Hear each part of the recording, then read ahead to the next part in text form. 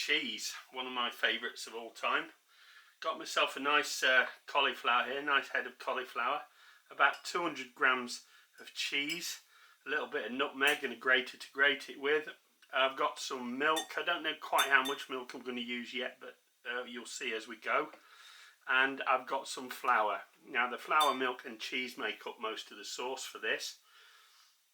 One of the biggest problems we have with cauliflower cheese, a lot of people will advocate boiling the cauliflower first. Well, I don't do that because I want to pack all the intense flavour of that cauliflower into the cauliflower, not throw it down my kitchen sink. So to that end, what I do is I like to roast it. And I've got here a suitable sized Pyrex bowl, which is also ovenware, into which it needs to be big enough to fit the cauliflower basically and some sauce. So I'm going to chop this cauliflower up and I'll show you that as I get along. So I like to use a pointy knife and to separate the florets, and the way I do this is I go straight down there but not cutting into the florets themselves, and then once I've made that I just pull it apart rather than cut it apart.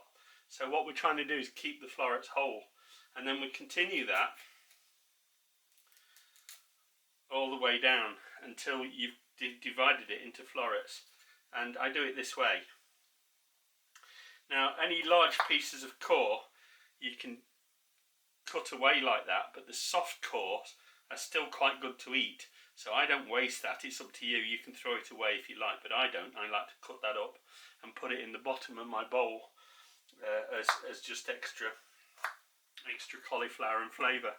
So that goes in the bottom of the bowl, and the rest I'm just going to cut into florets just by surgically going in. And when you get a large one like that, again you just do the same as you do for the whole cauliflower, is you go in and you just pull it apart until you end up with pieces like that.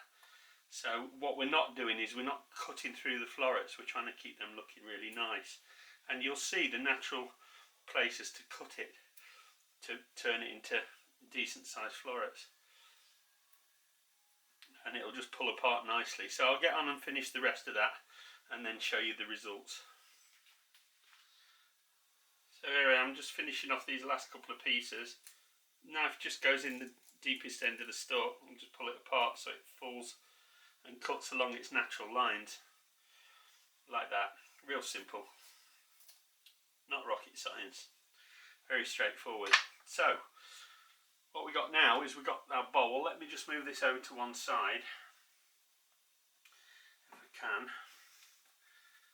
and then the first things that go into the bowl are going to be some upside down pieces, and I'm going to choose the not so pretty ones to do that with, and you'll see why in a minute. So just arrange them in a bowl, keep the nice pretty ones for the top, and then just put these upside down, floret side down, into the bowl. So anything that's not quite so pretty goes in the bottom, because everything else is going to stack on top of it. So let's have a look at that.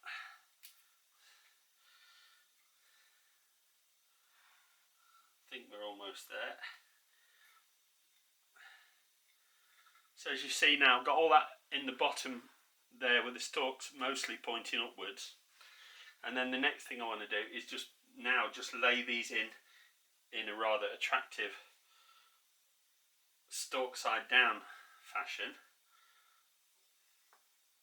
And I'll go around the edges first. Some more upside down bits there. So I'll go around the edges first and then fill in the inside with the more pretty bits. And just keep pushing down, pushing in, pushing down. And so we end up with a nice, very attractive top. Now, some people advocate cooking the cauliflower whole for this. I don't, because I think it cooks unevenly and you don't get a really nice finish on it. So there you are, it's all fitted nicely into the bowl. And what I want to do with that now is I just want to get in a shot glass of water into the bowl, And I've got a lid for this, so I'm going to put the lid on that and cover it and bake it in the oven for about 15 minutes, just to relax everything. Okay, so I'm covering that with a lid, and that will now go into my oven at 200 degrees Celsius, which is around about 400 degrees Fahrenheit, for around about 15 minutes.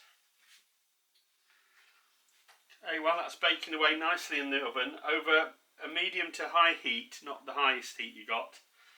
My range goes from 0 to 6, so I'm putting it on 5. And all I want to do is I want to melt a bit of butter. You can be quite generous with the butter, because it only adds to the deliciousness and richness of this finished dish. And then we'll swirl that around, because what we're going to do is we're going to make a cheese roux sauce. So you have to control your heat in this, because you don't want anything burning here. You just want it to cook and cook properly. And when it gets to this stage, when it's melted, you go straight in with your flour. And what I'm going to use is about 2 tablespoons of flour. That's one. And there's the second one. So we get that now cooking in the butter.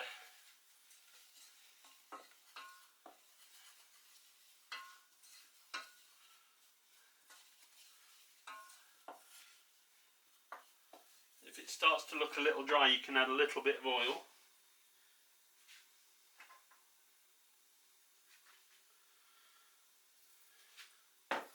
You don't need much, just a little bit, just to get it all moving again. So I want to get that moving. I want to cook that in the heat of that pan just for about a minute. So just keep it stirring. You don't want anything to burn in this. If it burns, you end up with an overpowering nutty flavour in your cheese sauce, and you don't want that. So you want really just a classic Mornay cheese sauce. Okay, I'm going to turn the heat down a little bit, just another click. Get in some milk. And you don't put in a lot at this stage, just put in a little bit.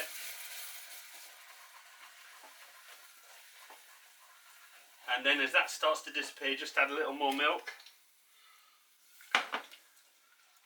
And make sure you stir out all those lumps.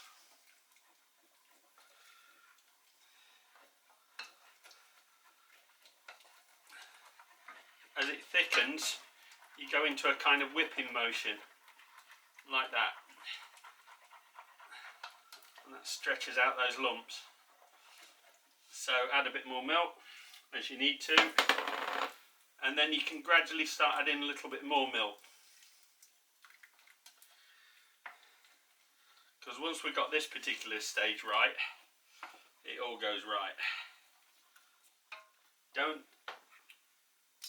neglect it at this time, otherwise you'll end up with a problem. So in with a bit more milk. See, I'm gradually adding more and more milk. Start off with a little bit and then add a bit more. And as you increase, you can actually increase the volume that you actually add. So add a bit more.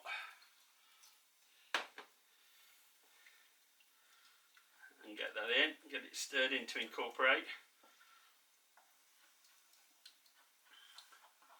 Once you get it to the stage of a thick sauce like that, you can go in with your whisk.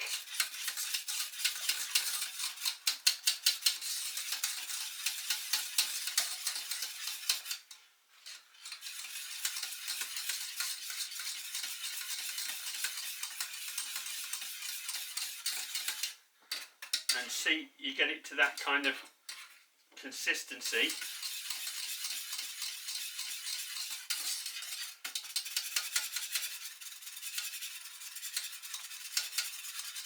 So all in all, we've added about between 8 to 10 ounces of milk at this stage. I'm just going to add a bit more till it's exactly the right consistency. And this is entirely up to you. I mean, if you like a thick sauce on your cauliflower cheese, then you leave this thick, or you can melt it down and make it a little bit thinner. So So let's lift that up. You notice I'm not seasoning it because all the seasoning is really in the cheese, because cheese in itself is quite salty. So I'm going to pour in about 2/3 of my cheese.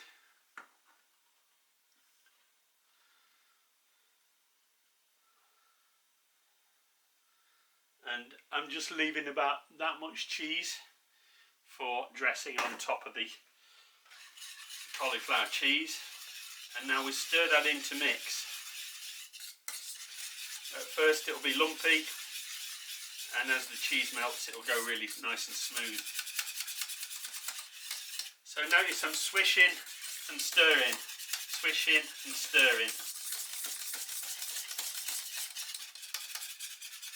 And as I do, notice how that sauce is getting more and more velvety as I do. There we go. So we ended up with a nice Mornay sauce. I'm just going to add a little more milk to that.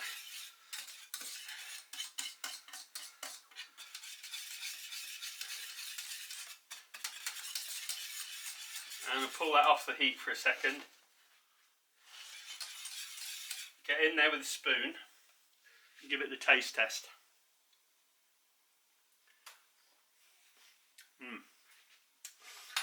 That's exactly where I want it to be.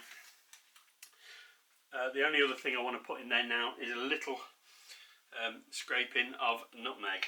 Don't go too mad with nutmeg.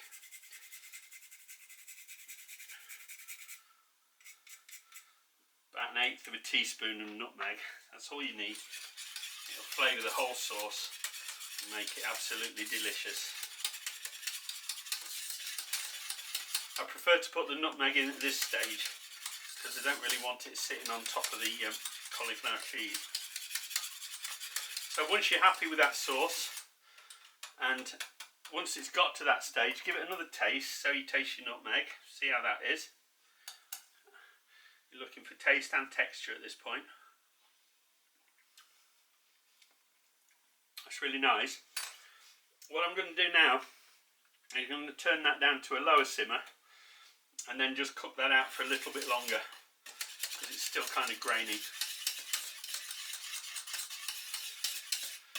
So just keep stirring. If this sauce sticks to the bottom of your pan, you've got yourself a tragedy, so just keep it stirring. Keep it looking nice and velvety. Once you're happy with it and that it's ready, you can put it to one side, cover it with a lid so it doesn't form too much of a skin, and then wait until your cauliflower's cooked. Okay, after 15 minutes you take it out, and as you see it's not totally cooked, but we don't want it to be totally cooked at this stage. And it's at this stage that I now pour on the sauce.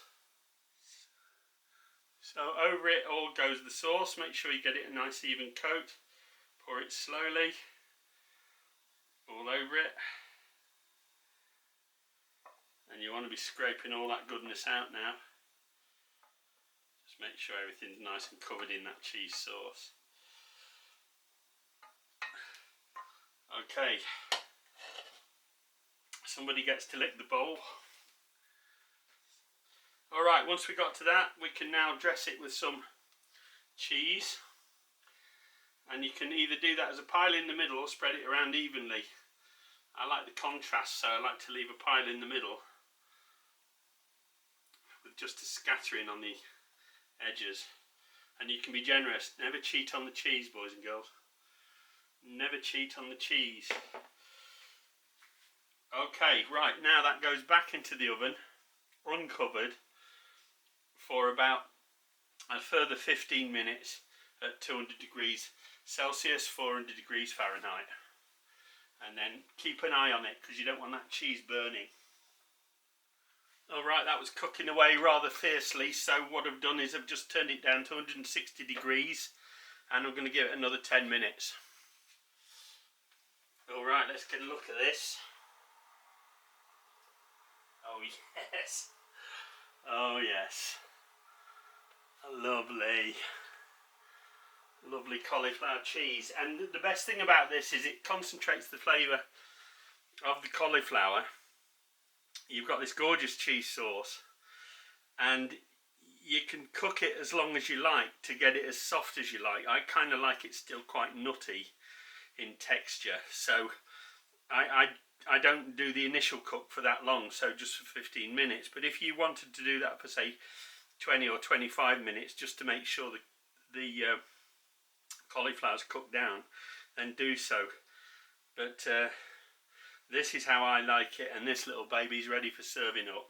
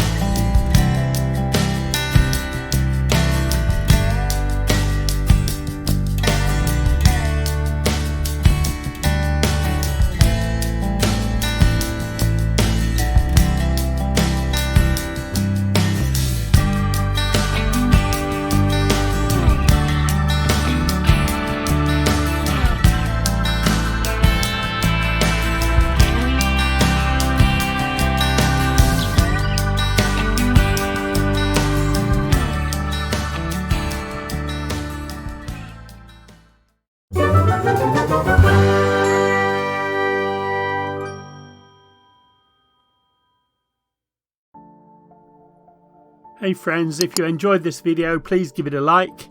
If you would like to follow my channel, please subscribe, and don't forget to click the bell icon and select all to receive notifications for all my future videos.